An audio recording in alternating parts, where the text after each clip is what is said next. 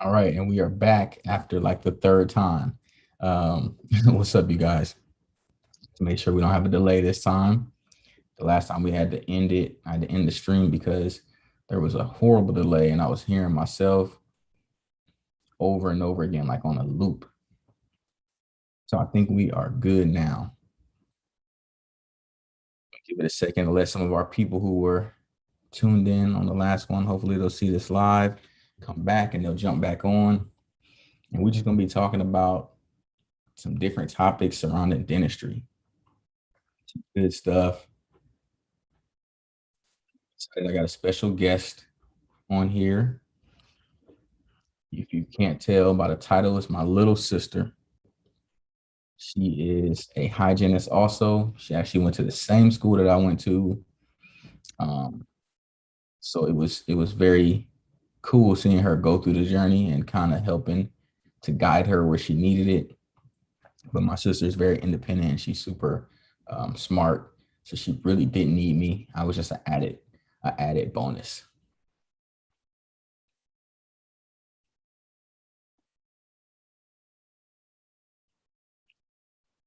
So I want to give it a minute and allow some people to get on here. I'm glad I'm not having the um, delay anymore. Oh my God, that was killing me.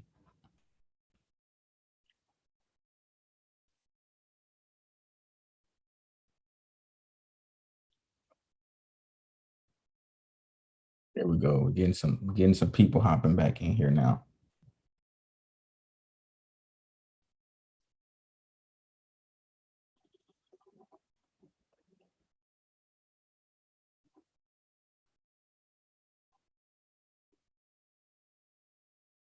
All right. I'm just gonna get it popping. I'm gonna bring my sister in and we're gonna start chopping it. All right, sis. What up? Hey. There we go. What's that? You got some music playing? Yeah, a little music. Minaj. Well, I was gonna wait for people to hop on, but I was like, you know what? Let's just rock with it because this is gonna be up and available for people to watch. So let's just go, man. Um, and so I got my eyes on the comments. So if we get some comments coming in about the stuff that we talking about, then I'll let you know. Okay. Okay.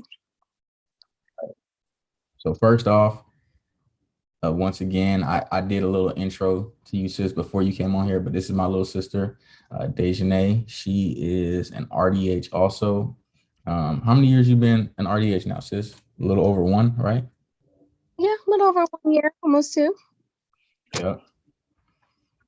And I know, like, when I see people who just graduated, I still get excited, like as if I'm graduating because I remember that feeling, of finally finishing dental hygiene school and being done with all those competencies and those tests and waiting on instructors and just all of that stuff is over with now and you are free to be a hygienist. So let's talk about that. Let's talk about because you're still kind of fresh. Like essentially, I mean, you're under 2 years to some more seasoned hygienists. They would look at that like you're just beginning, right? So how do you feel now being a year plus in?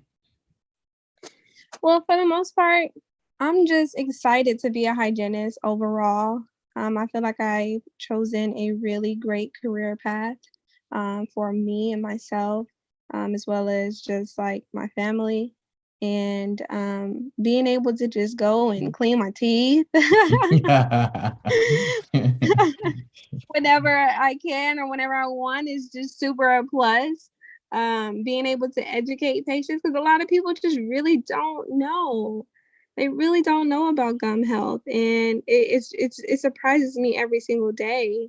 A lot of patients they ask me like, "What kind of toothbrush should I get?" I mean, I just Mhm. use Colgate, and I ask, "Do you have fluoride in your? Do you have fluoride in your toothpaste?" Because a lot of patients don't like fluoride. And some of them are like, I don't know, I use Colgate.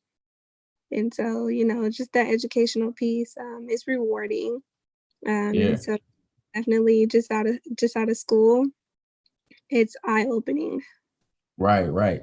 It really is eye opening, and I definitely know exactly what you're talking about because there were so many times I was just kind of in awe at how much people don't know.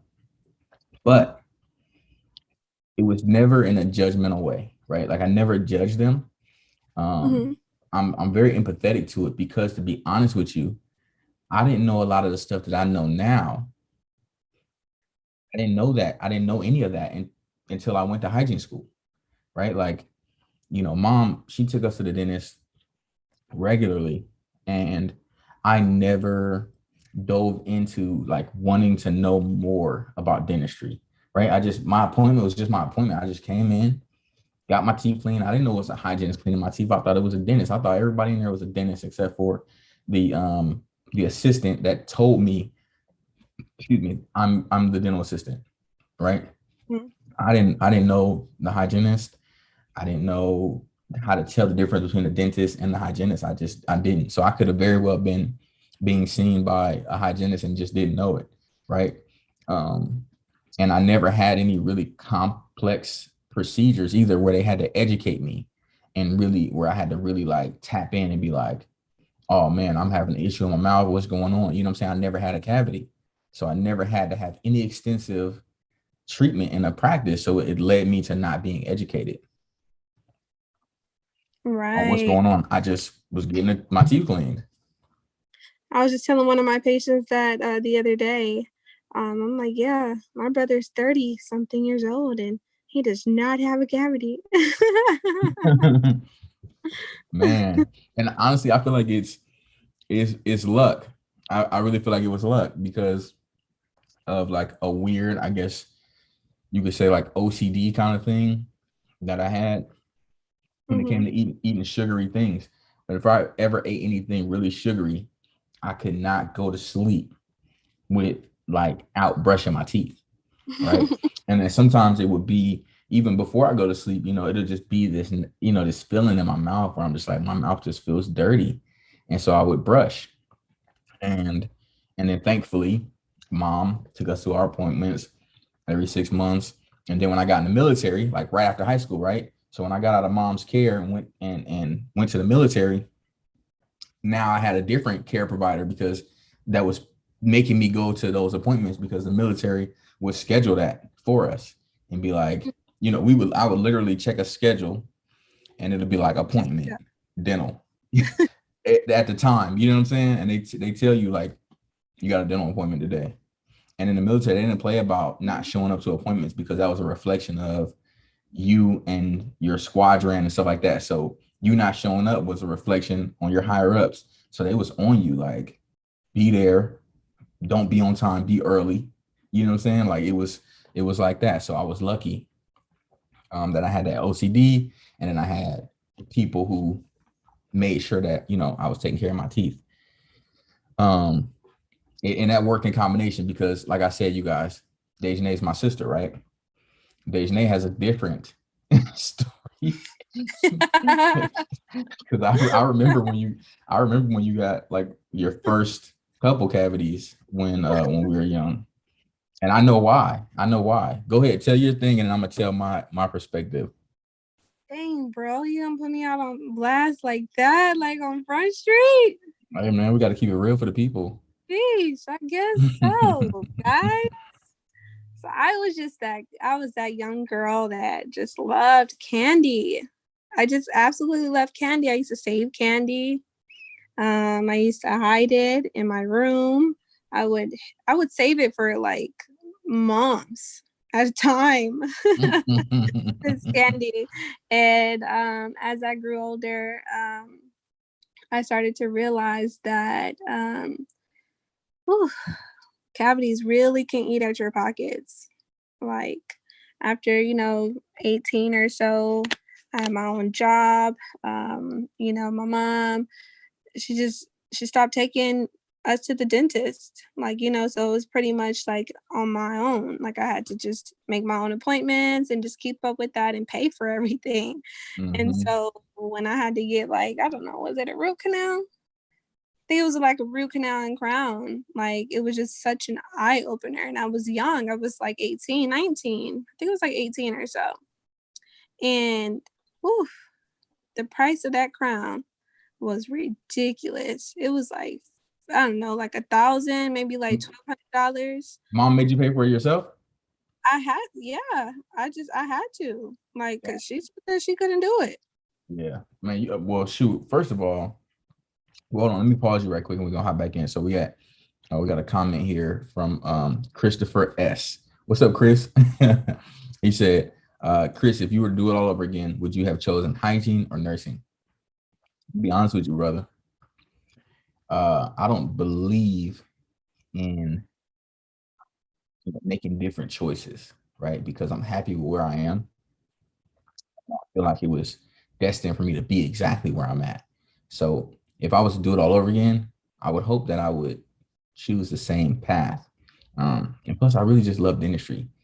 I don't think I couldn't see myself being a nurse. If I went into the medical field, though, I'll be real with you, I would 100% be a surgeon. I would You definitely be a surgeon. Um, so yeah, but okay, sis. So yeah, I remember the same. I remember the same thing as far as you storing candy and keeping candy. I literally remember. I literally remember you taking like Starbursts and like balling them up and having like a ball of Starbursts. Like, bruh, you was wilding.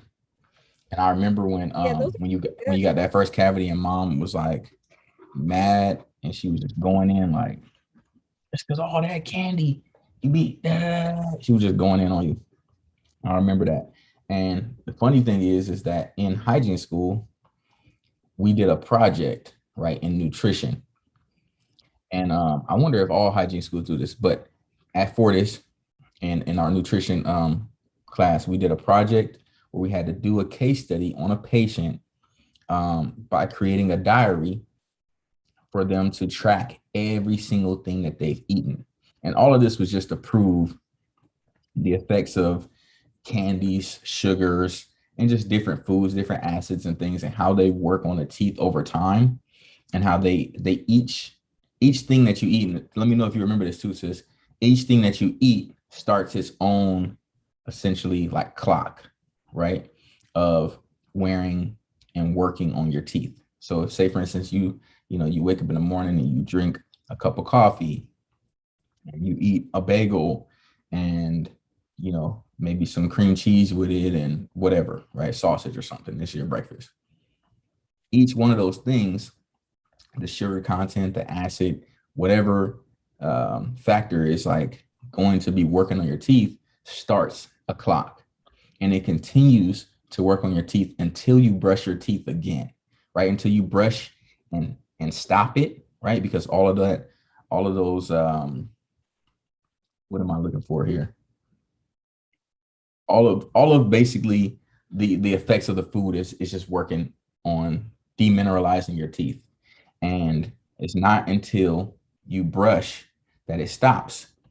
And most people don't brush again until the next day, right? Like in the morning, you brush your teeth, because you got to, right? Most people they don't do it thinking about necessarily preventing cavities or whatever. They like most people's mindset is thinking, I just don't want my breath to stink, right? When I walk out the house and go to work or whatever. So they do their quick little brush to get it, minty and fresh. Um, and then they go, and that's usually a half a cleaning, right?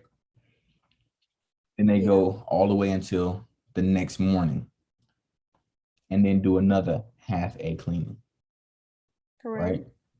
And then those days just compound on each other. This is the way that I would talk to the patients about this process, right? And when I paint it this way, they usually are like, wow. And so then I drive home my whole still of saying, I want you to brush at night. I want you to floss at night. I want you to rinse at night to really clean your mouth. And you can continue to do your half a cleaning in the morning. As long as you do a clean and a full and thorough cleaning at night, you won't have those days compounding on each other. And then you'll actually start to see that you wake up with a little bit more fresher breath, right? You won't have that same morning breath because your mouth is not, does not have all this food and bacteria that are just, fermenting in your mouth and just excreting gases and, doing all that stuff. So you wake up with this horrible bad breath. And then you got the nerve to try to roll over and kiss your lady or your man. Some people don't care. Roll over like, good morning. Good morning. Like SpongeBob. Right. You talking about when you had that real bad breath? I think, didn't he eat something? Like onions or something. Yeah, ate something bad and was just halitosis under the sea. That was fun. Yeah, man. Okay, Chris said, I feel you, bro. Much respect. Love the transparency of you having your family on here. Absolutely, man. Absolutely. So let's get into, because I got an outline that we're gonna follow. So, I wanted to, just for the people, what was it like having a family member that was already in the dental industry while you were making your way into the industry? Did it help at all? What was your experience? Let's hear this. So definitely, I will say that having you go through the program before I did helped in so many ways. One being that nothing is perfect. Nothing is perfect. And hygiene school is not, it's not all the way stress-free. Really know how to say it any other way. It's just it's definitely a commitment, and it takes a lot of dedication, and it takes some time just going through things, just going through them. And so being able to talk to someone aside from, classmates, someone that, I really can talk to about anything was very, very helpful. So absolutely, yes. And just kind of like being an open ear. And yeah, I really appreciate that. Yeah, definitely. No, I mean, and to be honest with you, it felt really good to be able to be there for you in any way that you needed, through the hygiene program. And I want to make it clear to other people, and I always do make it clear to other people that you are your own person, you're your own hygienist, and you're super smart. And I knew that, even, let's say for instance, I didn't go through the hygiene program and you went through, you would have still made it. You know what I'm saying? It would have been a done deal. You've always excelled in school. You've always been super focused. So, I think it was just an added benefit to be able to ask me things and for me to be able to kind of lend advice to you. So yeah, I was glad to be able to be in the position, though, to be honest. As a big brother, it's just a good feeling, you know. Absolutely. It's a good feeling to be able to support your siblings and be something that they could look up to and get advice from. You know what I'm saying? There's a lot of people who have older siblings that aren't worth anything, you know. And not to bad talk them, but that's just a fact. And so it just feels really good to be able to do that. Yeah, and I will say, especially, with you coming through being my patient. Yeah. One hygiene, like, okay, I got my 0. That was cool. I'm about to put the link on YouTube and see if we get, I mean, not YouTube, we on YouTube. Put the link on Facebook and see if we get any people who want to come and hop in. That sounds cool. Do you need a little intermission? Yeah, go ahead. You can run. You want to run some music real fast? Yeah. Any requests, guys? No, just play something. Don't get us flagged though. Okay.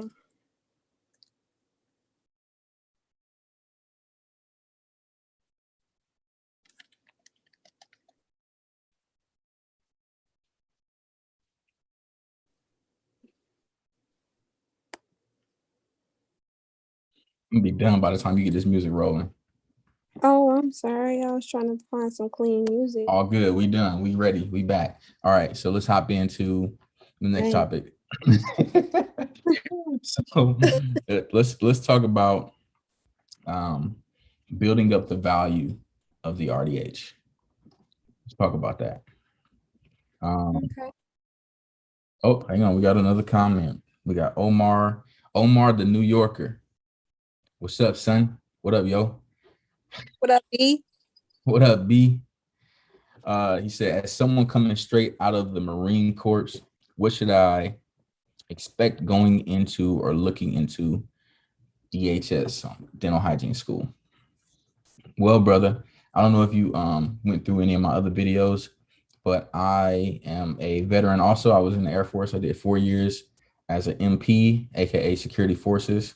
Um, and what I would say is expect a complete shift in the mission. Okay. It is nothing like being in the military, but you can apply a ton of the values that you learn in the military to this industry and be valuable. You know, it's something about the military, man. When you get out, you know, it's almost like you're an asset anywhere, right? Like you could be an asset anywhere. You just learn. I think because of the mentality of adapting, right? Like improvising, adapting, and overcoming, right? Like just being able to roll with the punches, right? Um, and blend in. So coming from the Marines, coming from the Navy, Air Force, Coast Guard, anywhere that you come, the military gives you a lot of discipline and focus. And so, and then also gives you leadership qualities, which are all very critical in being a dental professional. Um, so I would expect that you would do well, brother. Hope that answers your question. So okay, let's get into building up the value of the RDH. What you think? What does that mean to you, sis? Building the value of a registered dental hygienist. Um, Basically, like you mentioned earlier, as a child, like you didn't really understand like what it meant to go to the dentist. Like you just know that you had to go there like every 6 months or so. And you didn't really understand who your providers were. Mm-hmm. And so just being able to connect with the patients and ask them questions and allow them to ask questions that they don't really understand, and just being super transparent will help to build the value of what we do. Also, Absolutely. just working in the environments, in the offices, being recognized. Usually a lot of the times when people are looking for a doctor, a dentist, it's because either they came from somewhere like another state and they had a really great dentist, they had a really great relationship with them, and so they come in into a new office and they want to get to know the doctor, or they want to get to know their hygienist, and so pretty much that's when we see those patients that understand our value. And adding to that would be just to continue to educate and not just, have the patient sit in a chair and not like, like a conversation with them. And you say, okay, well, just make sure you change your toothbrush out and brush for 2 minutes. Right. And so just instilling that educational piece. Right. Right. And so, yeah, going back to, not the lack of education, right, and not knowing about this profession and this career, um, like before, like prior to me going to school for it and things like that. Um, I really learned how valuable the hygienist really is on the education side of things, educating the patients, on the partnering with the dentist side, right? On the growth of a practice side. Like, and those are things that you don't see, right? There's a ton of people who are ignorant and they think that a dental hygienist only cleans teeth. Like, that's all you do. You just clean teeth, right? But it's so much deeper than that, right? We're really educating the community. We are really the cornerstone of a dental practice. Because when you think about it, most patients are coming in every 3, 6 to 12 months to see who?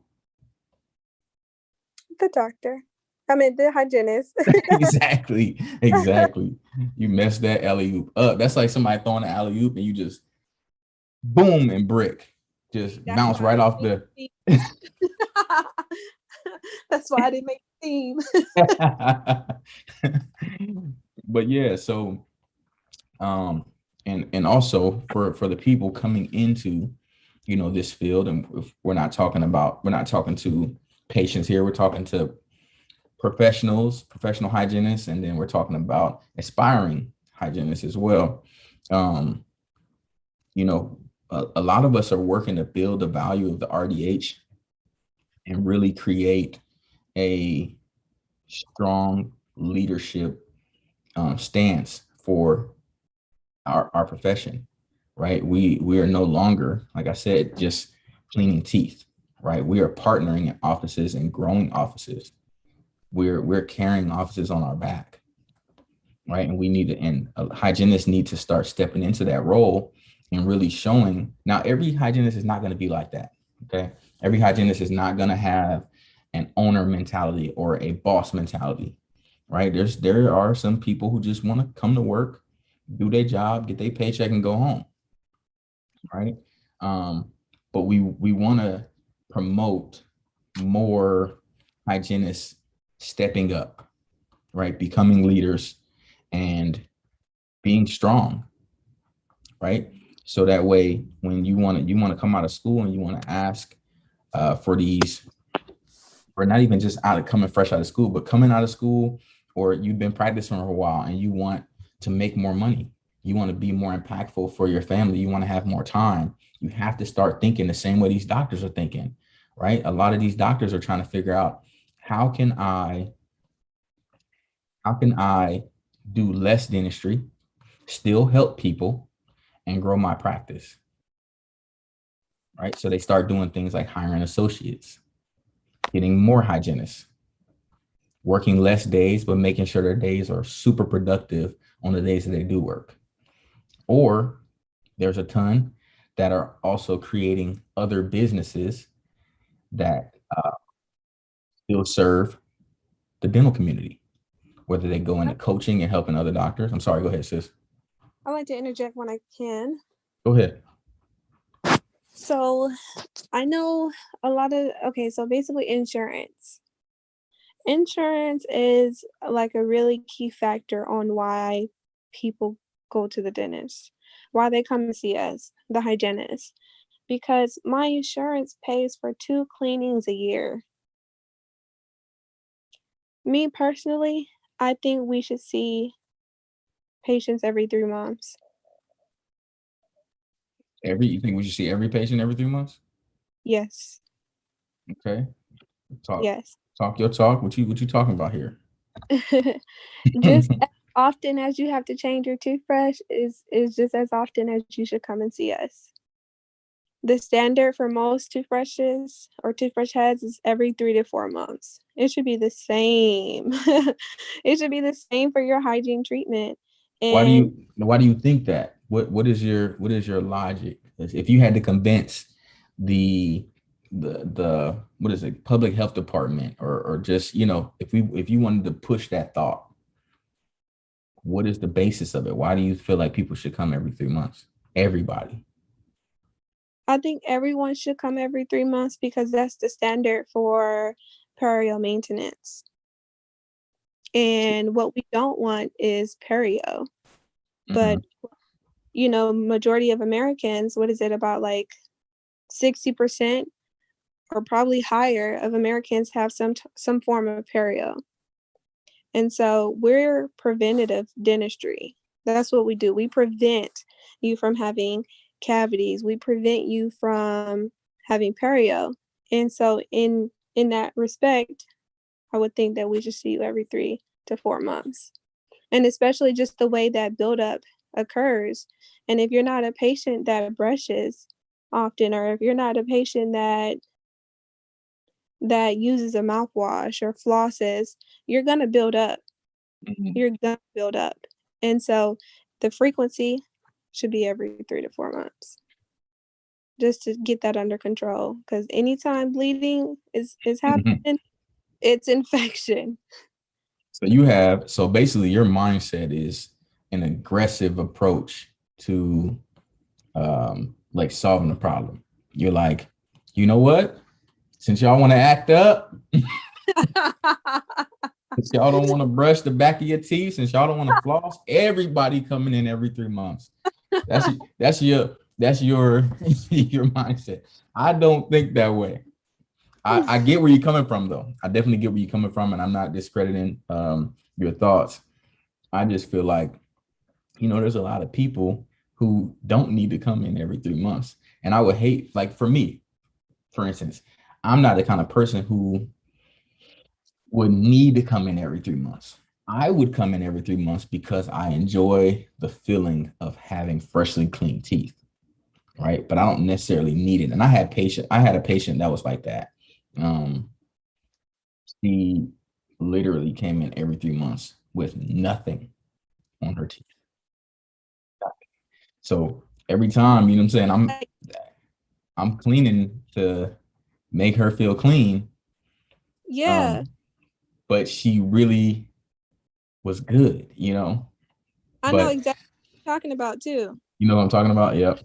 Yeah. So fun fact, you guys, we're not going to drop the name of the patient or the office name, but my sister, when I stepped out of working clinically, stepped in and took my place at my practice. So we've seen a lot of the same patients.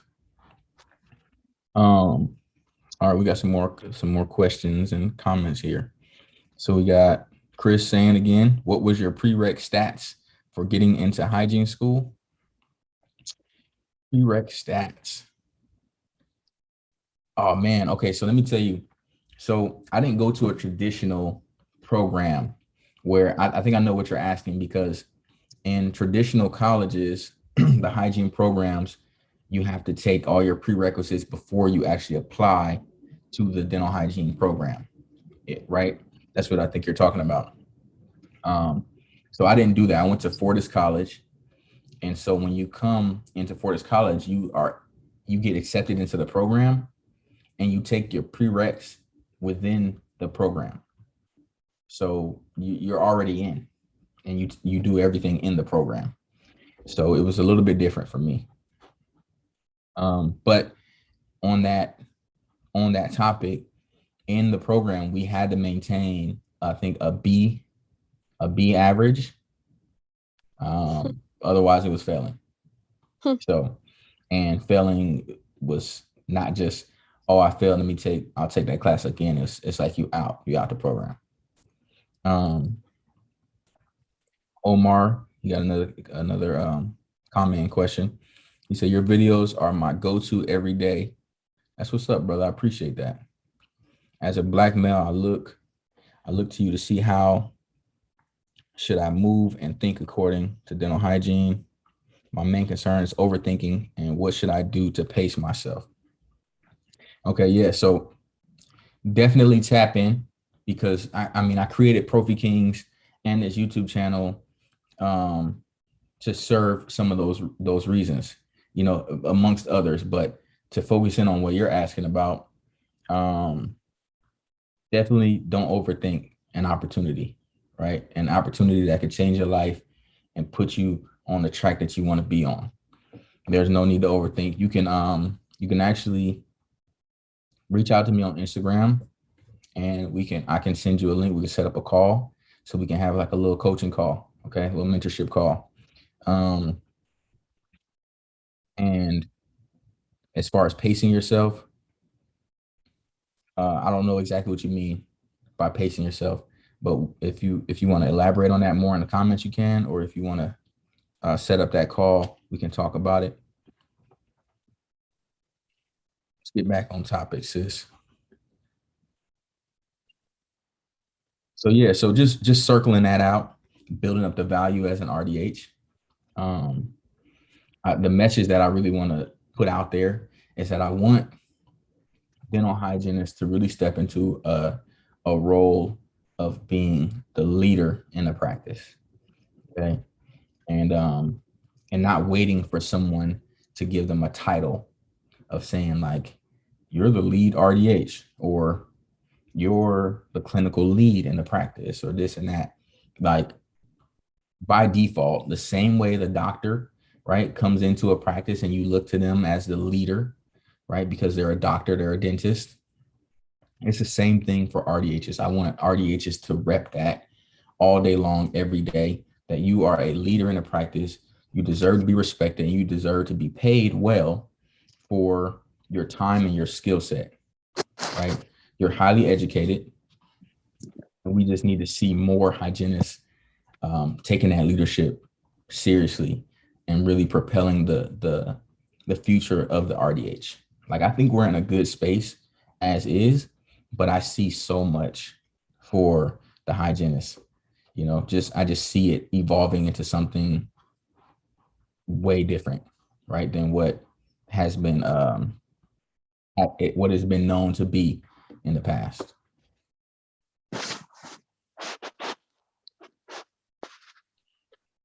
Um, Rolling into the next topic, I want to talk about breaking the barriers for men. And this is really good for my the guys that are here in the comments that are listening. Um, Definitely, you know, Pro V Kings, myself, and all the other men who are in dental hygiene, and you know, looked past the stereotype of it being a female-dominated career field, and you know, only women do this job. Like we're all supporting that mission to break down barriers and to make it acceptable and comfortable for guys to come into this profession and flourish, man. And it's really cool. You know, I think about it all the time. The fact that this career field was never on my radar, but somehow by the grace of God, universe lining up right, I ended up here.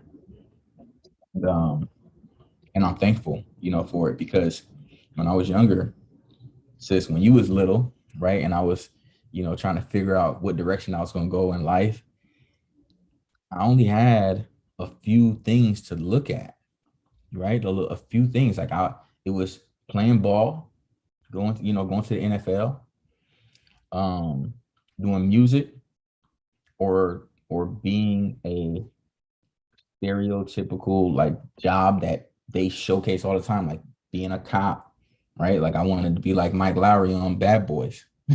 You know what I'm saying? I wanted it to be, you know what I'm saying, running down the street with my gun out, shirt open, you know what I'm saying, jumping over cars, shooting, you know what I'm saying? I wanted to because these were jobs that were glorified, right? I didn't have, you know, I didn't know about being a dental hygienist. I didn't even know or think about being a dentist. I definitely didn't know anything about being an entrepreneur, you know, even though I've done little businesses and side hustles, you know, since I was young. I didn't know the word entrepreneur. I didn't know that I could be a business owner. You know what I'm saying? I didn't know nothing about scaling a business. I didn't know anything about building influence, motivational speaking, you know, any of the things, you know, I just didn't know about none of that. I was focused on like I'm about to play ball or rap and sing. You know what I'm saying? I just get really excited when I can help break down barriers and showcase this industry, you know, for the guys. And just like, from a female perspective, like actually having male or men in the office, um, it actually makes the environment a lot like smoother. It gives it that balance. Man, I'm glad you said that and I didn't have to say it. Because that is a fact that I've seen too. Yes, it definitely gives it that balance. Because naturally women are catty. That's a fact. Right? It's not an opinion. It's a popular fact, well-known fact. Um, and it can be tumultuous, sometimes for a team. Dentistry is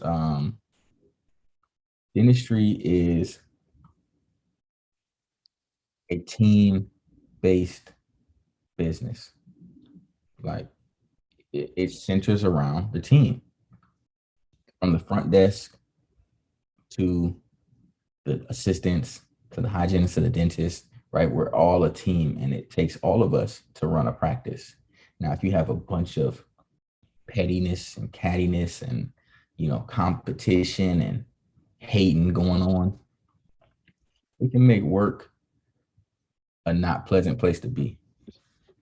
Mm-hmm. So I definitely agree with that statement. And so, guys, I'll tell you firsthand, if you have doubts about, like, will I get hired? Will I fit in? I'm a male hygienist. That's not typical. You know, it's not typical, and that actually works to our benefit because, first of all, there's just a lot when it comes to our mindset that's not the same sometimes as women. Like, right? Like, I'll tell you, and these are things that I've heard from other people when it comes to like taking out the trash or something like that, right? Like, you'll get women who will be kind of divish and be like, I ain't taking out no trash, right? Guy hygienist, guy assistant, whatever. Give me the trash. Give me the trash. I'll take it out. Like, I'm not tripping. Um, you'll have, somebody complaining about something someone said, hurt their feelings and stuff like that. And we have feelings. Guys have feelings too. We have feelings. I mean, I had before had a patient say something, bad, and hurt my feelings, but I keep moving. I keep moving. You know what I'm saying? Because it's like, okay, that's one person of hundreds, that have good things to say. Mm-hmm. Sorry that your experience didn't go as planned. See you in 6 months. See you in 6 months. Or somebody's like, if there has been a time when I had like, and see, I don't mind having difficult conversations either. I've had a time when I worked in a practice and had myself and another hygienist. I was seeing a patient, and then that hygienist ended up seeing one of my patients, and then the patient saw me again, and the patient preferred her, right? Like, say less. You want to schedule when she come? You know what I'm saying? It's not a problem. Because guess what? You're not gonna affect my energy because I got a whole bunch of other patients that's gonna come after you, and I have to be, you know what I'm saying? Good. I have to be happy. You gotta be centered. Yes, perfect. Perfect word. Centered. Stay centered. All right, what do we got here? It says Omar, New Yorker. My man Omar is on it, man. He said most recommended page for brothers looking to better to be better than yesterday and greater than today and raise the greatest future generation. Please keep it up. Absolutely, brother. Elizabeth Dewar Anthony, God bless. I have been at RDH for 30 years. 30 years. Salute to the OG. Hey, Salute to the OG. 30 years. Wow, that's amazing. Elizabeth, you are an original RDH gangster. Okay, OG. That's cool. Mhm. So I know she's seen like dentistry like really evolve. Right. That's a good question, actually. Elizabeth, give me like three things that you've seen evolve tremendously in dentistry. Type it in the comments, please. All right, let's go on to, we kind of started touching on it a little bit. Next topic, dental professionals are the ultimate entrepreneurs. I truly believe that because I see it firsthand.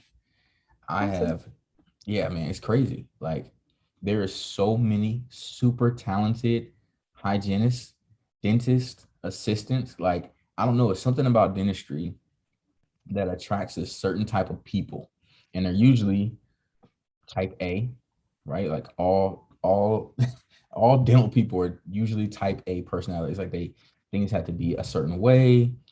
Um, I dare to say sometimes perfect. You know, you're shooting for perfection, right?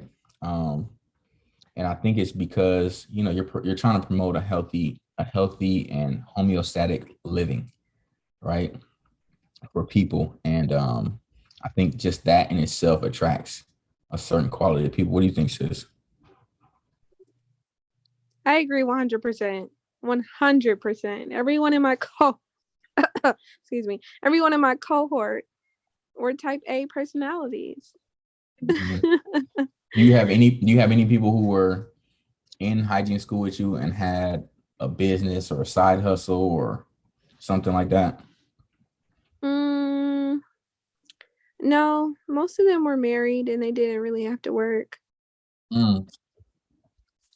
Oh my God. The life,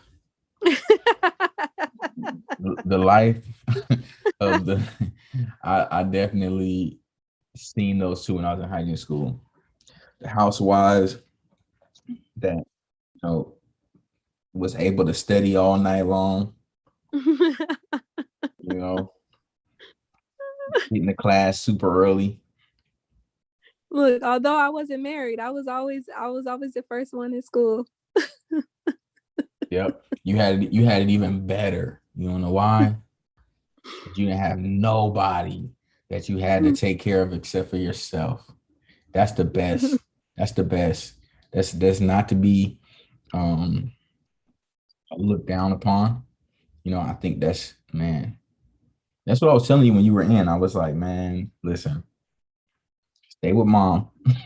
Don't try to get no, don't try to go crazy and be out here spending a bunch of money and stuff like that. Just hold up. Hold up. Stay in Wait a there. minute. All right, wait a minute. Take it slow. Finish school. And even when you finish school, still stack your bread. Till you start talking about getting married and having kids. You see, look at you. You was just in Hawaii. I mean, you get to maneuver. But matter of fact, we'll talk about what you got going on. But let's continue talking about the hygiene, the dental entrepreneur. Like there's so many people I know. People have created products, right? They're creating products that are serving dentistry. That's dentist, hygienist. I even know a guy who's not even in the dental field. He's trying to become a hygienist, and he's created and patented a a toothbrush and flossing technology. Like there's so many opportunities in dentistry, and it just attracts these really innovative and creative people that are artistic. There's a ton of people who relate dentistry to art, to being like an art form. I think because of the hand skills and you know the precision that you have to develop is Mm-hmm. is is very reminiscent of art. And then also the fabrication of teeth and navigating narrow canals and things like that. Like it is an artistic process for sure. Um, I agree. I don't know let's look about you, at, but I definitely love hand scaling. I don't mind. yeah, I love hand scaling too. I love the satisfaction. Um, I definitely love the satisfaction of popping off a piece of calculus that you can feel. You know what I'm saying? With your tactile sensitivity, and you just like get in there and just, Boop. yep, love it. But I love even more taking a piezo or cavitron and breaking off huge chunks of calculus. It's Mm. like it's like Dr. Pimple Popper is satisfying.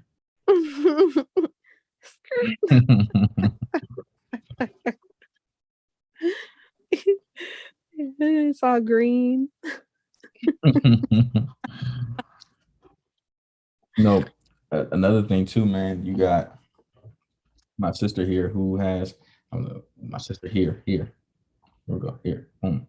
Um, who you're even stepping into that. You are doing, you went and learned how to do body sculpting, right? See, it's like hygienists, you don't get enough. Like you don't get enough Right. of changing people's lives and doing something, right? Changing other Mhm. people's lives or trying to change their life. You went and learned to body sculpt, and then now you're doing day trading, learning that, the ins and outs of that. It's like, man, there's people that are just trying to get to where you are right now, like just to become a hygienist.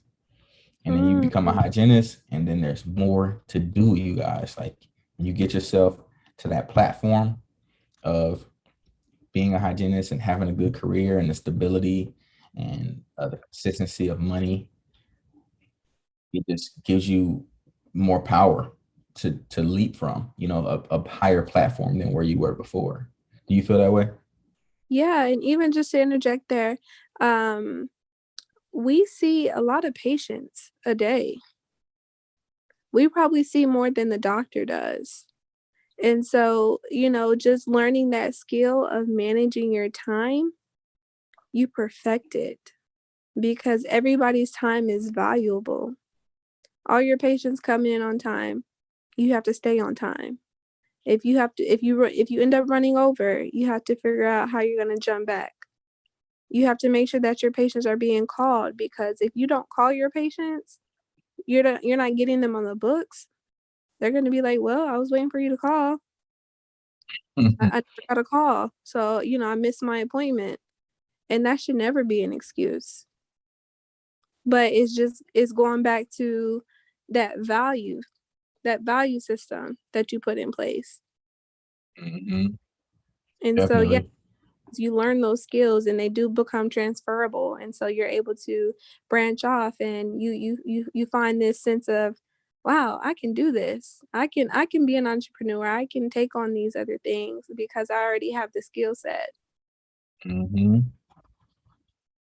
That's so true. That is so true. And I really started to apply those things after I got really comfortable in, managing my schedule and as a dental hygienist. Um, Definitely taught me how to work by hour, right? Like hour by hour, because it's a switch up. You have different kinds of patients that are coming in, different situations. So you get curveballs, and you just learn to think on your feet and move on your feet. And that's a really handy skill when you become a hygienist. I mean, I'm sorry, not a hygienist, when you become an entrepreneur and you start having a business because you got to wear a ton of hats. You got to balance a lot of things, especially if you don't have somebody hired and it's just you with your business. You have to be able to manage your time, like Dejanay was saying, and make it effective. So you definitely learn that being a hygienist. All right, Mhm. we got we got Jimmy Duality. What state are you in? What state are you working in, Chris? Sending love from one Profi King to another here in Cali. That's what's up, brother. I'm in Atlanta. Actually, me and my sister were both in Atlanta. Um, I'm not currently practicing anymore. I do sometimes fill in for her, and but I'm not. I'm doing full time as a business development manager at a marketing company. Um, and then I'm also, I'm an entrepreneur. I got Profi Kings growing. Make sure you checking out Profi Kings. I think he already mentioned that, so I already know you tapped in. That's what's up.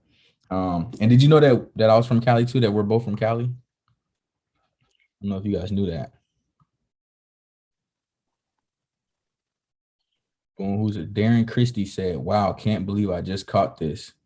About to start my second year of dental hygiene school in 2 weeks." Woo woo! Yo, Woo congrats. I wish.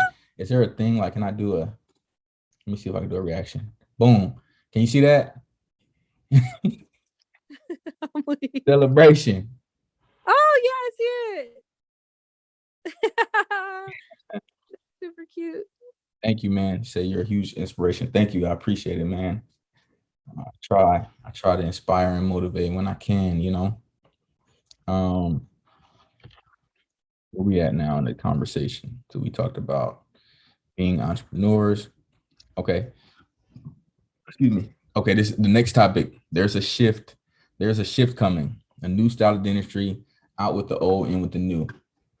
And so on that, if you guys aren't tapped in, like if you follow people on Instagram, you can see that dentistry is changing, or dentistry has changed, where you have more people educating on dentistry, right?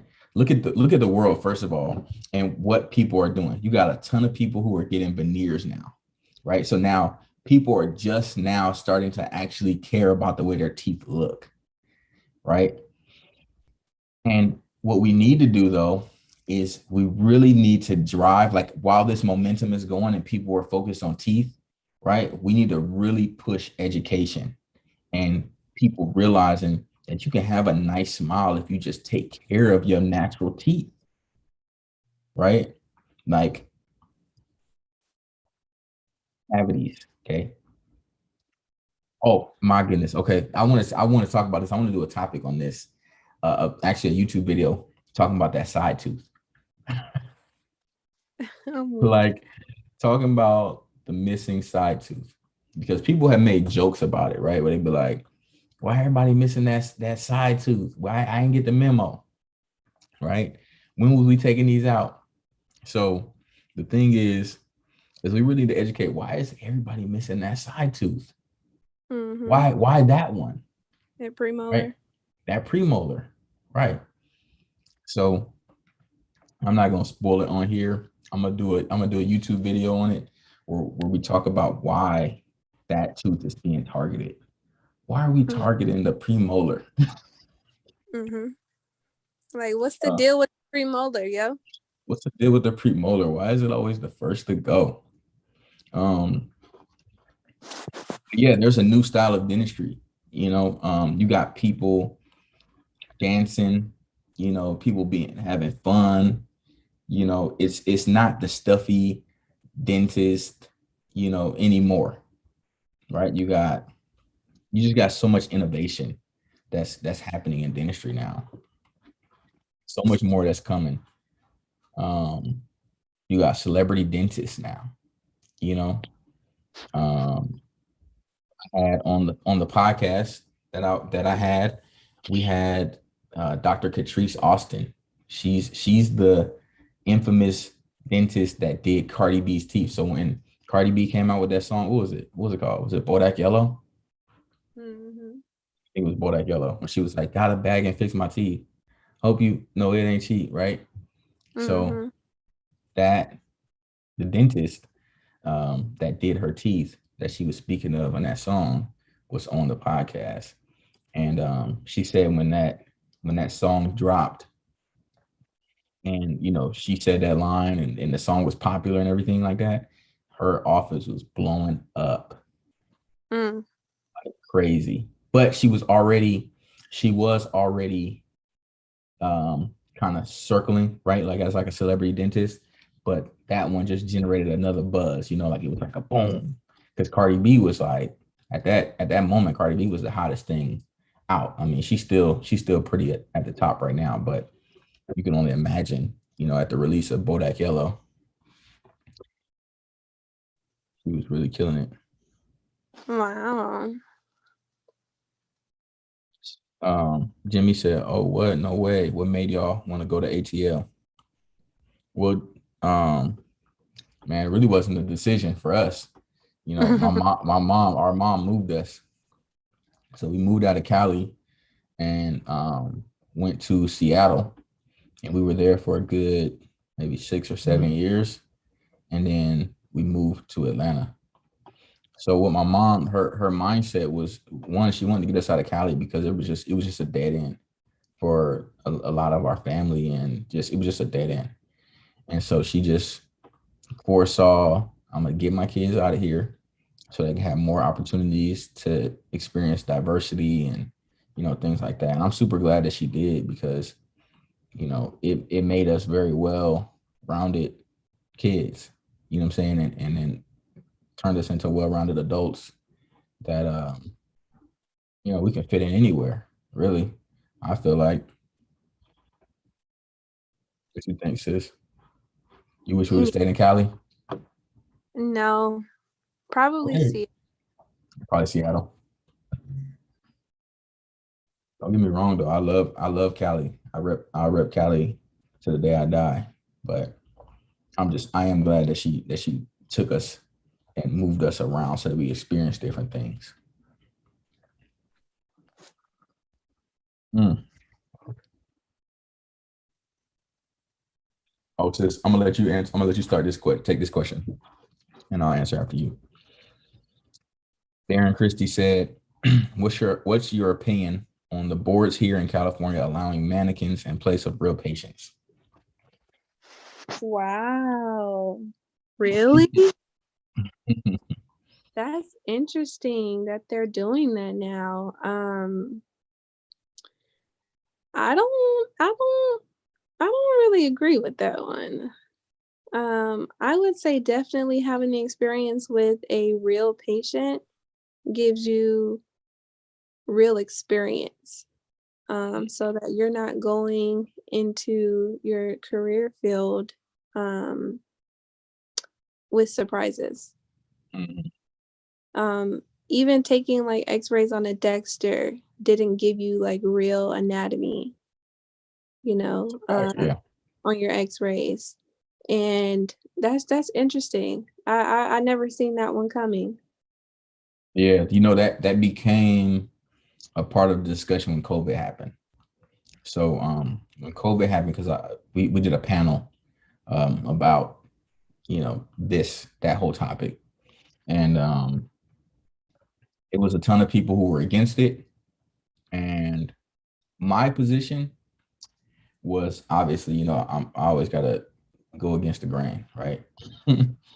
My position was, I understood it, and I don't see it being as much of a negative thing as some people do, and I'm gonna tell you why. So the boards and the way it's designed, in my opinion, is it's not a true testament to your readiness to be a hygienist. It is a formality, and it's you going through the motions of finding a patient, paying your money, making sure you build a proper case for a patient that will qualify, or whatever. But it doesn't necessarily determine if you're a good hygienist or not a good hygienist, right? Because I think I became so much better as a hygienist when I actually got in the career field and graduated school, and was able to experience more variety of patients and situations.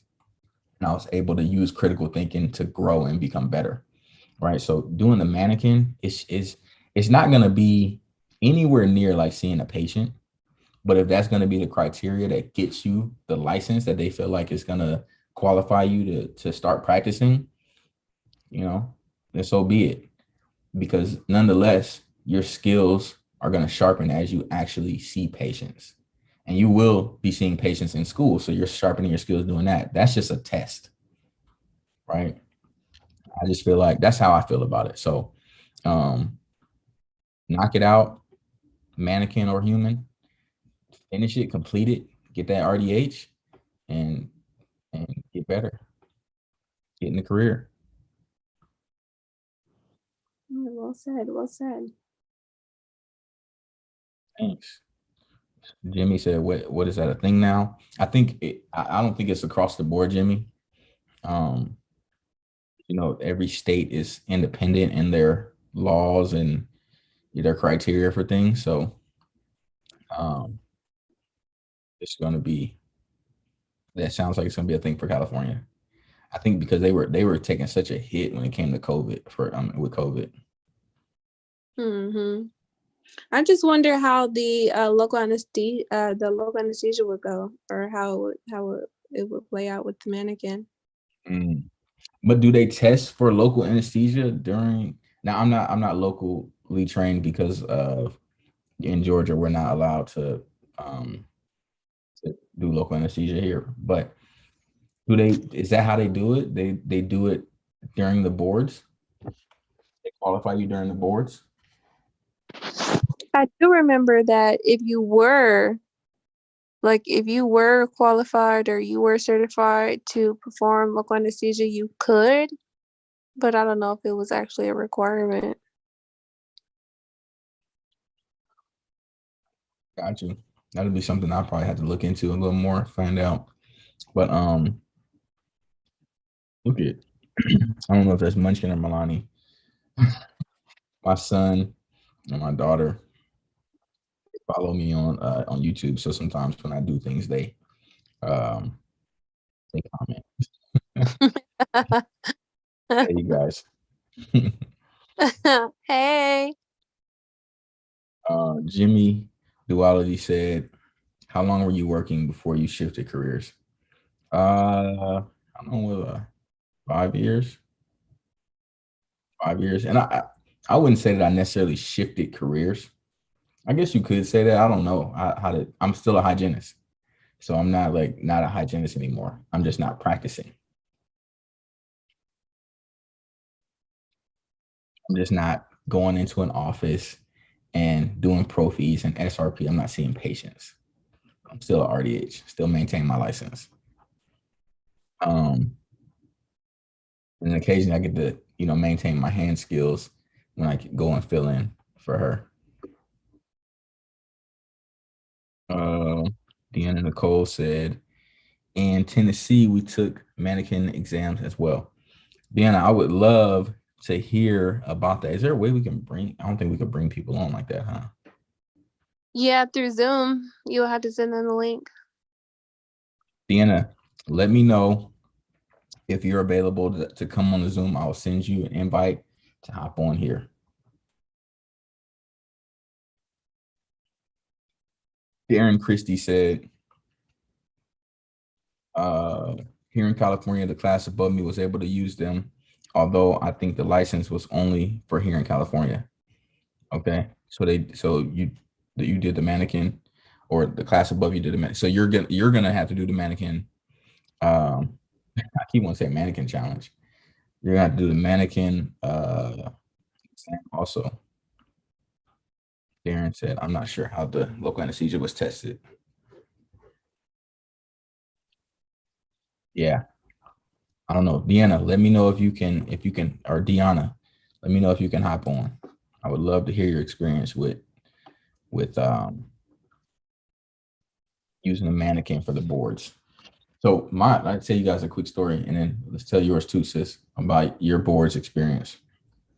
So for me, like most people, I struggled to find a board patient, mainly because the instructors don't really help you to know if a patient is board quality, right? And understandably so, because I would hate to have an instructor say that's a good board patient, and then I believe them, and then I go, and then the tester is like doesn't qualify, and I'd be like, bro, you told me my $1,000 is gone. But I'm so weak. I would hate for that to happen. So I understand why instructors, they won't tell you. They might hint a little like, I said, what do you think? You like, no, what do you think? um, but yeah, so I struggle to find a board patient because I just didn't know if it would qualify. You have that doubt in your mind where you're like, man, I think this is a good one, but I don't know. And one day I had a patient that came in, and she was like early 30s. Um, she was Hispanic, female, and she hadn't had a cleaning in years. Like I think it was almost like 10 years, right? But she had great oral hygiene. And so her teeth looked really nice and pretty, but she had deep pockets. And she had calculus, literally perfect calculus. Like when you drop, if you guys that don't know, that aren't in hygiene school or aren't in instrumentation yet, you when you drop the instrument into the pocket and you just push a little bit and you feel that a little pop, and you pull up and you feel it getting caught on something. That's exactly how it felt in between every molar and even on the anteriors. So I was literally able to like when you on your sheet, you can put the areas where the calculus is. I was literally putting here and then right adjacent to it, here adjacent, like everywhere. And it was so perfect. And then the doctor who was numbing the patients for the board exam, he was super good about numbing the patients. He got them really numb.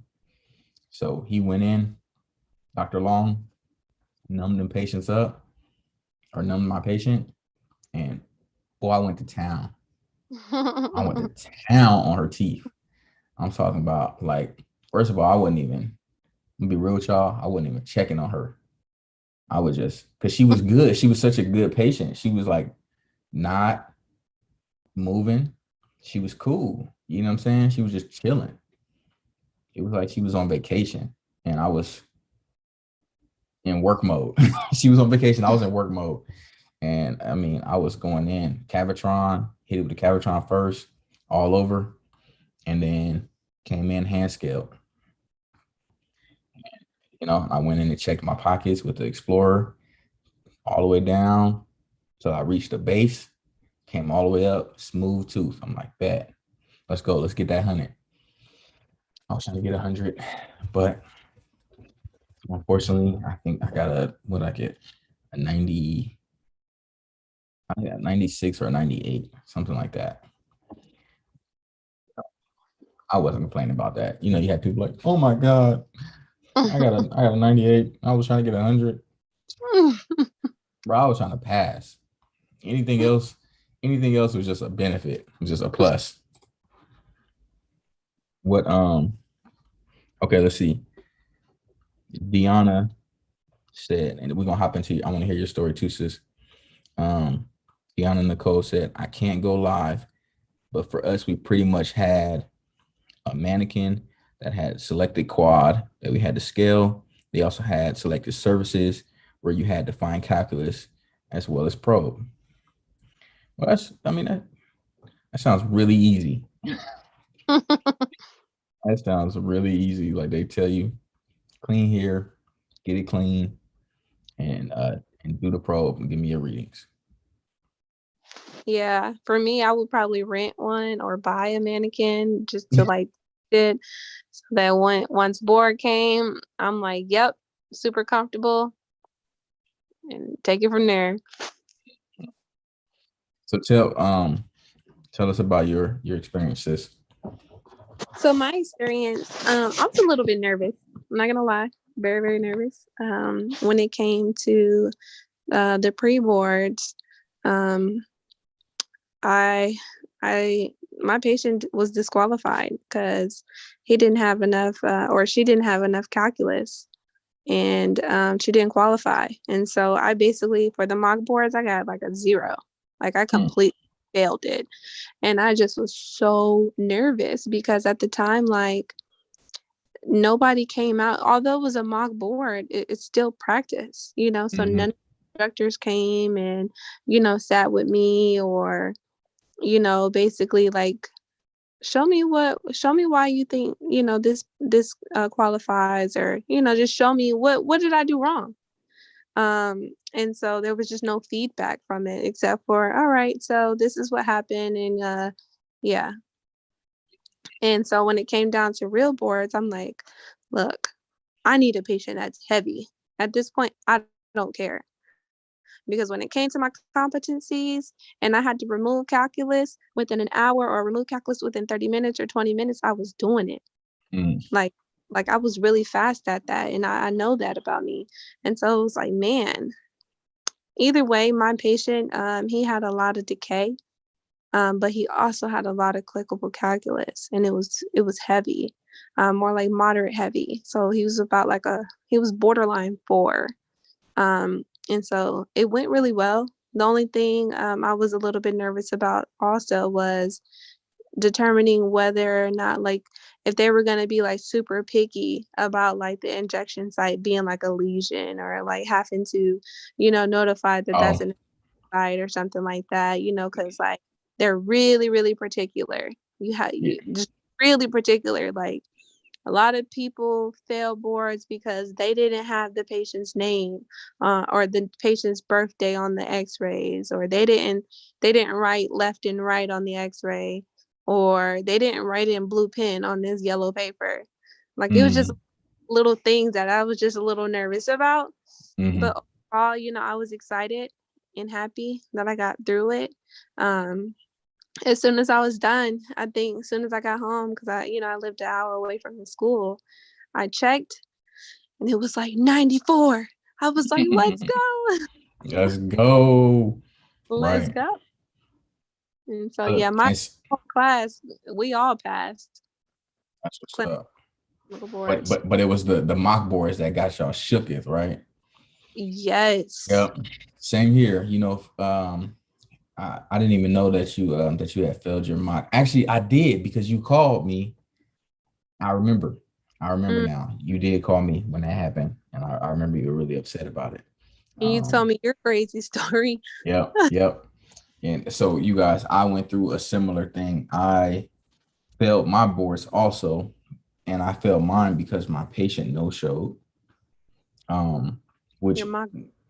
Yeah, my mock board patient no show. And so mock board, for you guys that don't know the terminology, we're just throwing it out there like you guys know. It's just pretend, right? We're pretending to go through we're actually going through a pretend scenario of the boards that our school is holding, right? So they do everything, like they set up the clinic where there's operatories that are like a curtain that's blocked off, and this is where the testers, the administrators will review our patients, and we can't see them, so we can't know, and they can't see us, so they don't know, and no one can be biased, right?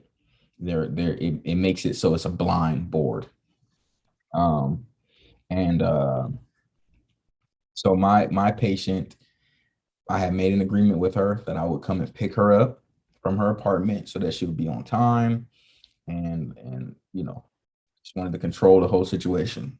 I arrived at her apartment at like, what was it, like 6 in the morning to pick her Mm. up so that we can be there at 7:30. And first of all, I was calling her phone, she wasn't answering. So and I was like, all right, Chris, don't panic, just be calm. Kept calling, kept calling, kept hitting voicemail. And I'm like, bruh, hopefully she just sleep and she gonna wake up and I'm gonna hear the hello. Oh, I'm sorry, I forgot. You outside now? Okay, I'm about to come down. Hopefully I would hear that, right? That's what I was hoping for. That uh, raspy. right, the raspy hello, hello. But nah, it was like it was no answer. And to make matters worse, I was at the apartment complex. I know I was at the right one, but I didn't know where her apartment was. So I couldn't even go like knock on the door so that I can make enough noise. So maybe her phone was on silent, right? I'm knocking on random doors. I said, look, people answering the door, you know what I'm saying? Like looking crazy, you know what I'm saying? Like, cause they not expecting nobody to be beating on their door this early in the morning. And I'm like, is Blase here? Like, nah, you got the wrong house. I'm like, sorry, back turn, next door. You know what I'm saying? Like, I'm searching for her. I'm And so weak. Oh my gosh. look, I didn't find her. And it was getting close. So look, I had to make a decision. Time was running by. I was watching the sun, you know what I'm saying? The sky starting to lighten up. And I'm like, I gotta be the last thing I want to do is, first of all, I don't have a patient now. Secondly, I'm gonna be late if I continue to wait for this girl to magically appear in this area that I know she's in. I know she's in these apartments somewhere. I just don't know where. And I just waiting for her to appear, but I'm gonna end up being late to boards, which would be a really bad look for me. So I ended up having to just go to the school, head hanging low. Like, dang, man, like stressed out. I don't got no board patient. Um, so yeah, I ended up not passing boards, not passing mock boards. But thankfully, when the real boards came, your boy was in game mode. I was ready. Mm-hmm. Sis, can you hold it down so I can go run and get my laptop charger right quick? Yeah. Let me see if I can find the instrumental. Dum, dum, dum. So guys, we're gonna take a little intermission. You know, YouTube has these ads now. So I'm gonna And you're not gonna like this word. play something. Failure.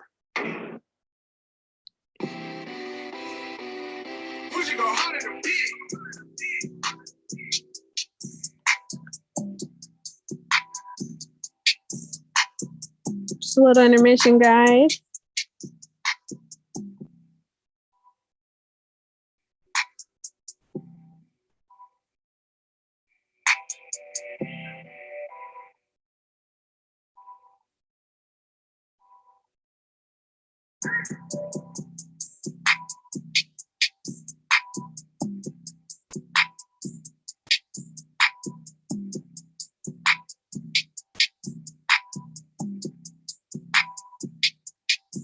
I remember before hygiene school, this is a little quick story for you guys. Before I became a hygienist, while in hygiene school, I was like, I really, really like music. And I think I want to start making beats, just like instrumental type beats.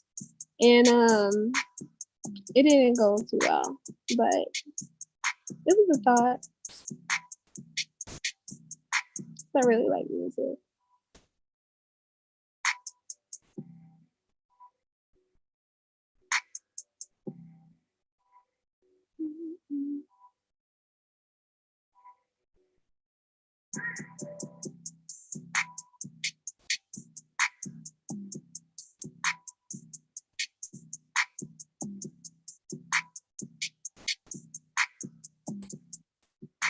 I like the song selection. I love it. I need to Hey. see this is good. I'm glad that I'm going live and we're doing this. And I got you to add that music element like that because it helps us and it helps me to learn ways to keep the party going. I like that. Keep that energy. Okay. Where were we? We were finishing up. We were talking about the boards, the mock boards, and how horribly we did, failed, and everything. But obviously, you guys, you see, we failed. Both of us failed the the mock boards, and still came out on top. So that's a testament to not letting, you know, things knock you down, and you stay down. That's right. Wait, Um, questions in the chat? yeah, let me see. We got Jimmy Duality said, my board patience calculus was like butter, came off so easily. I feel you, Jimmy. That's how mine was. Even though I was going in, that calculus was coming off easy. Oh, and also I use the piezo.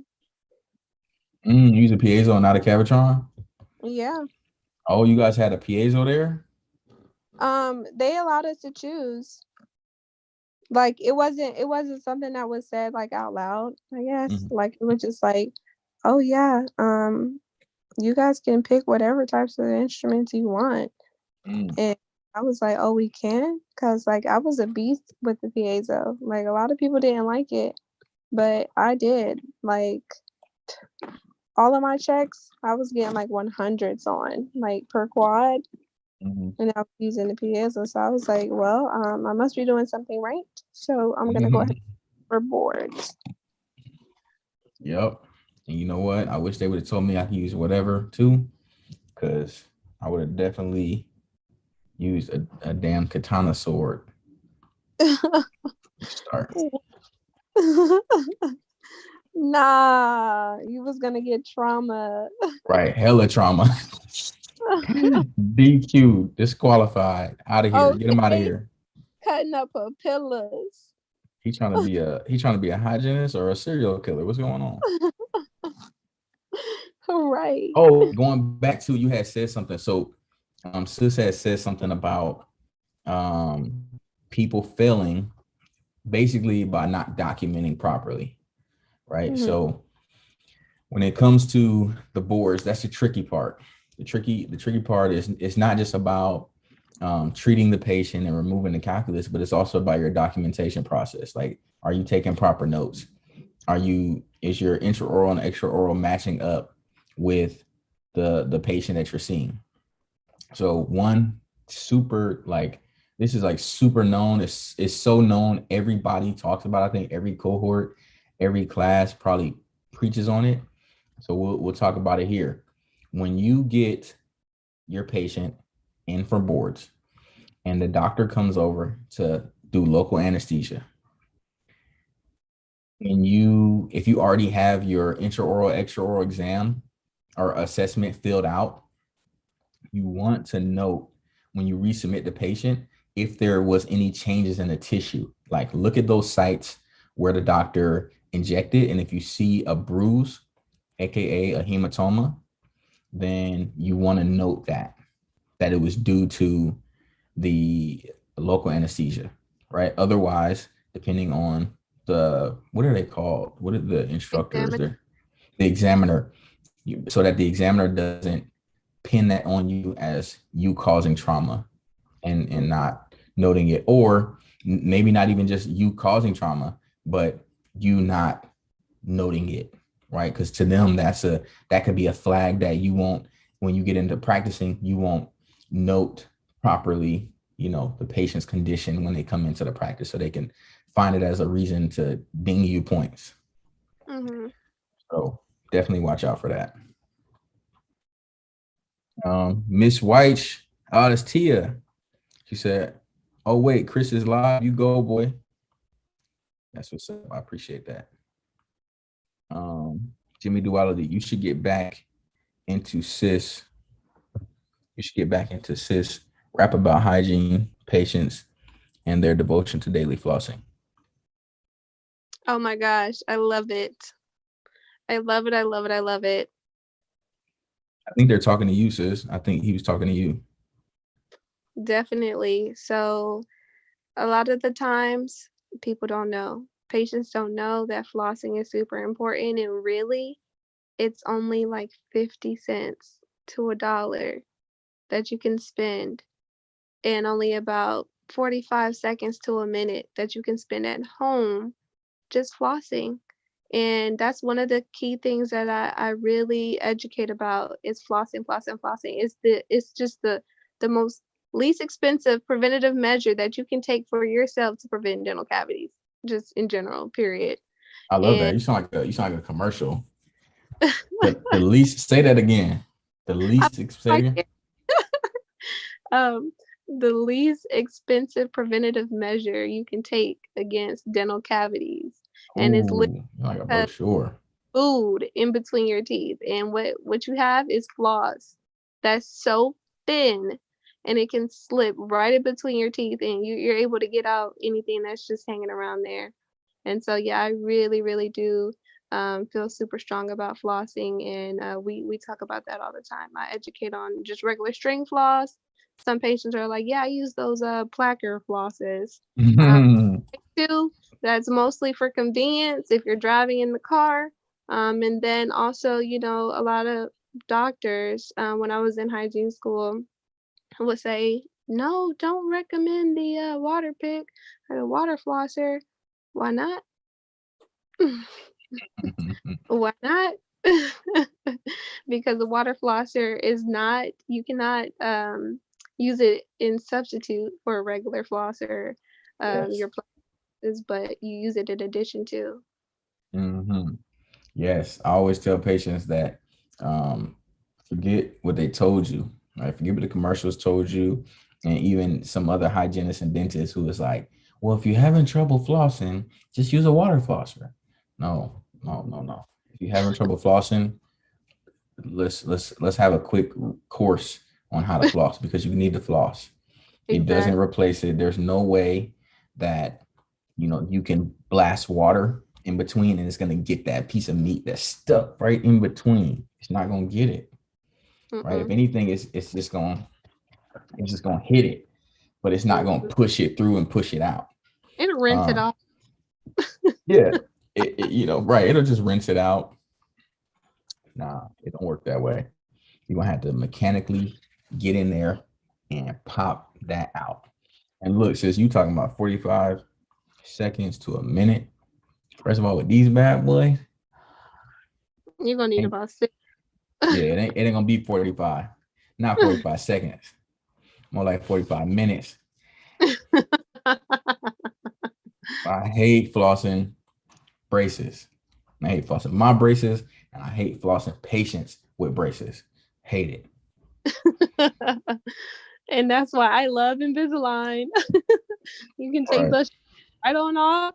You can floss in between your teeth and put them right back on. Well, rinse all right. first. So look, we had Tia. She said, I'm gonna say on here, her name is Miss Weish. But I know her as Tia. Our sterilization tech gave me a cup of H2O2 and said, after you're done scaling, wipe this along all the tissue so the trauma isn't as visible. I was like, you're a godsend. That's super dope. Nobody told me that, but that's a good tip, Tia. Actually, we need to do a collaboration. I need to have you come on the YouTube channel and talk. I think you'll have some very valuable things to share and say. I always like your energy. Um, Jimmy said, I always ask patients if they were to shower, would they just rinse and walk out? Exactly. Yeah. Exactly. Yes, I love that. I'm gonna share with you guys. I'm about to give you guys my golden patient education. Okay. This gets them every time. Um, so I always promote all three, right? All three, what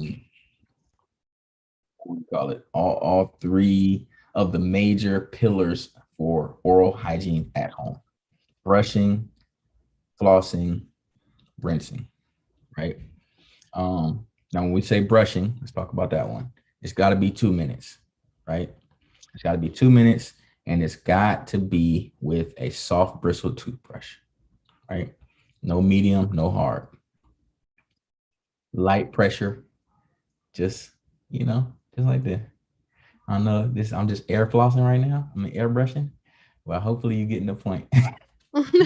um, so the brushing is critical because what that does is it helps to remove any debris from your teeth, any food particles and things like that, right? From the surfaces that you can reach with the brush. It removes it all. And so I always tell patients too, don't think about your teeth as two-dimensional objects. They are three-dimensional. They have sides. They have front, side, back, bottom, top, right? Whatever you want to call it. But they're three-dimensional objects, so you have to clean the entire tooth. And don't think about just brushing your teeth as a chore. Like, oh, I got to brush. No, think about you cleaning your mouth. Okay? Cleaning your mouth the same way you clean your, right? Okay. So brushing is critical. Then you have flossing, right? Flossing is just as critical because the brush does not reach in between the teeth. And I guarantee you, if you just use, like you just use like common sense, right? When you eat food, food gets pushed into your gums and in between them, right? This is why, sometimes you get the big pieces of meat that'll get caught in between, but what about the smaller pieces that you don't feel, You up to right? something. What about the smaller piece that you don't feel, right? Those things are in there too.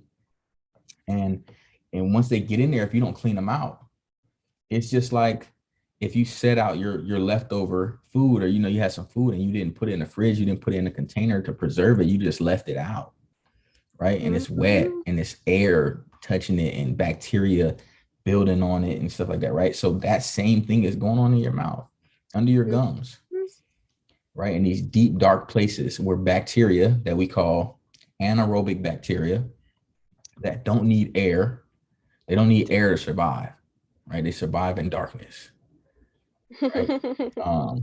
So they're eating, chilling, having a good old time, right? And so that's why you got to floss. You got to remove that food from in between the teeth. And then the one that is really like treated like it's just an option, right? Like rinsing. They do the same thing with flossing, but rinsing the same. They treat rinsing like, yeah, I rinse. We're not talking about rinsing with water, okay? Rinsing with water is cool. It's going to remove all the things that you've loosened up. But the analogy that I use is if you were out gardening, or working on your car, right? Let's say, for instance, you came inside the house and you were going to eat and you had dirt and grime all on your hands, right? That would imply that your hands are dirty, right? But say you washed your hands and your hands were clean, like my hands are right now. Nothing's on my hands. Would you consider your hands clean? Just, I'm just washing off the dirt and grime with water. They're clean. Would you now eat food? Yeah. You would? Yeah, if you use soap. Exactly. If you use soap. So if you listen to what I said washing your hands with just water, just to get the dirt and grime off. Would your hands be considered clean? The answer is no, right? Because you didn't treat the bacteria on your hands. And that's what mouthwash is. Mouthwash is that antiseptic, right? It's the antibacterial part of cleaning your mouth. So after you've removed all the debris and food particles, right? Now you got to worry about the microscopic stuff, the bacteria. That's where that mouthwash comes in. And that's why you got to rinse for at least 30 seconds to a minute to allow it to kill the bacteria. And that's what helps to fight off the bad breath and things like that from happening. So when I really paint the picture for patients like that, and they really see the importance and the value of each step, that's where they really understand, because understanding comes with valuing the information, right? You have to value the information to understand it and then also use it and implement it in your everyday life. So that was kind of a very long-winded version, but I do tend to, it depends on the patient. Sometimes I take that time, to really drive that home, and they really appreciate that. They really appreciate that time and attention to really educate them. And then when it comes to recommending any other treatment or any other recommendations that you have, they're all ears, because now they see how committed you are to their oral health. Right. I agree. Definitely agree with that. And, just to piggyback off, brushing only penetrates, 1 to 2 millimeters, flossing 1 to 3 millimeters, and rinsing 1 to 3 millimeters. Right. And so when you get those healthy pockets, those 1, 2, and 3, you're able to clean effectively. But when you have those 4, 5, and 6 millimeter pockets, it's harder for you to maintain that. And so that's when it comes to your frequency. You got to come and see us. Yep. You got to come and see the hygienist more regularly, because like she's saying, you just don't have the ability, you don't have the tools to reach down far enough once you have deep pockets, right? You can do your best to try to maintain, but in order to like adequately keep the areas clean, you might need to be on a more frequent schedule, and then work your way back to healthy pockets, and just makes everybody's life better, right? You don't want those pockets to continue to increase in depth. All right, so we're gonna wrap up, and our last thing that I want to talk about. First of all, I just want to ask my community of YouTube followers and Instagram to let me know what it is that you guys want to see on this channel. I'm wanting to bring more entrepreneur videos here as well, because I just there's a huge part of my heart that wants to serve other entrepreneurs, because I've learned so much through my journey, not only as a hygienist, but also as an entrepreneur. And I just want to share it all and help people, because when I was trying to learn things, I was hitting some brick walls and some crab in a barrel mentality people. And it just doesn't have to be that way. So, because of my journey, it has pushed me to want to spread the wealth, spread the knowledge. And so I want to talk about how can we connect. So for one, or how do we connect in these communities? First of all, there's a ton of groups on Facebook that support the dental hygiene community and just the dental community in general. There's places where you can find temp work. There's groups where you can rant about how much your life sucks. There's groups where there's students that just want to learn as much as they can and be supported as much as they can. You got organizations and businesses like Profi Kings that support diversity and inclusion for male hygienists and assistants. And then you have groups like Brown Girl RDH that increase representation and support diversity, and they offer scholarships. There's just so many ways to connect and be tapped in. So I just want to, ask you guys to stay connecting, stay engaged with the content, and let me know what it is you guys want to see. And if you guys enjoy talks like this, these lives, they'll only get better from here. This was kind of like I think this is only my second live I've ever done on YouTube, but they'll get better. I got some really awesome content that's coming soon. Sis, give them your how they can contact you if anybody wants to contact you and ask you questions or get your advice on things. Yes, so great. You can follow me on Instagram at NAEBBERZ, and that's neighbors on Instagram. If you have any questions, I'll be more than happy to answer if I can. Awesome. And remember too, she is getting into day trading. So if any of you guys are interested in day trading or doing anything like that, or just want to ask more questions about it, she's in the thick of it.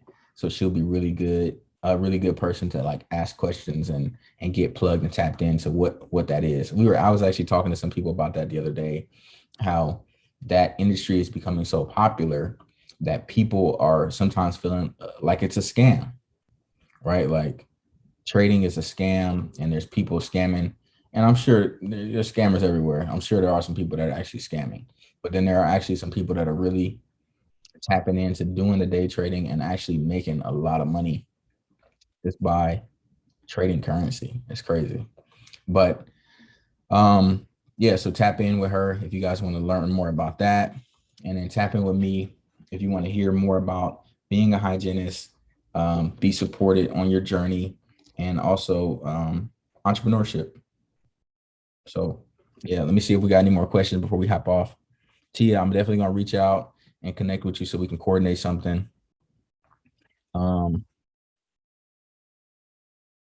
We just had somebody, KHY, said he failed his anatomy prerequisite final exam today.